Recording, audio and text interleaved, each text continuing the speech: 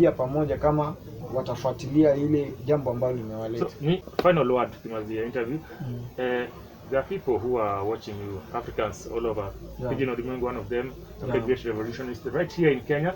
Alikuwa anapigania presidency, but it happened what it happened, but next time he's coming in strong. Kuna watu wengi sana, the youths, wanapigania country zao.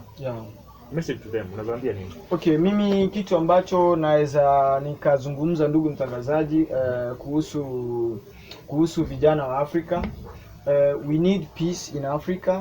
Like for example, sahii unaona watu wa kina dada kutoka Tanzania, Kenya, Uganda, hata huko Rwanda, Congo, wapi wanaenda huko nchi za Waarabu.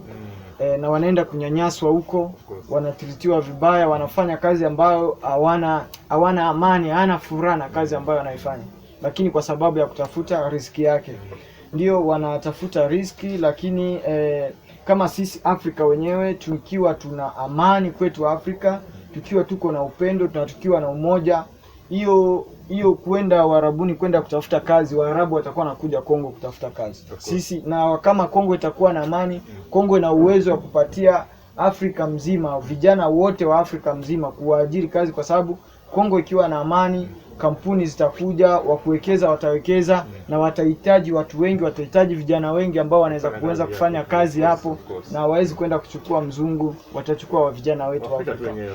Okay, message yangu kwa population ya Rwanda, ya vijana wa Rwanda, muache kubali kutumiwa vibaya na regime ya Kagame, ya rais wenu. Anawatumia vibaya sana. Vijana wengi wanakufa sana Kongo kwa bure. Wanaenda, mnapewa pesa kidogo, unapewa kitu kidogo, unaenda unaanza kuua watu Kongo. Sisi ni watu, nyinyi ni watu ambao mlifaa kufanya unite, kukua kwa watu pamoja, mlifaa kuwa marafiki wa Kongo ili tulete amani katika bara yetu ya Afrika. Na bara yetu ya Afrika ikiwa na amani, nyinyi ni majirani zetu, mtapata ajira na mtaishi vizuri. Hatutakuwa na shida. Mtu yeyote atapokuja, mwanasiasa atapokuja na kudanganya na pesa kidogo eti join hayo mambo ya M23, wewe kama kijana wa Afrika, na wewe kama Mwafrika halisi, kataa kabisa. Usikubali kwenda kuchukua bunduki, kuchukua silaha, kwenda kupigana na watu Kongo eti kwa sababu umepewa shilingi 1-2. Haitakusaidia, kwa sababu mwisho wa siku utaenda huko na utakutana na kundi letu la vijana wetu mapatriot wa Mai, utakutana na wao hapo, watafanya mambo yao na utakuwa na maana yote, na hakuna sehemu ambayo utaenda, utapoteza maisha yako bure tu.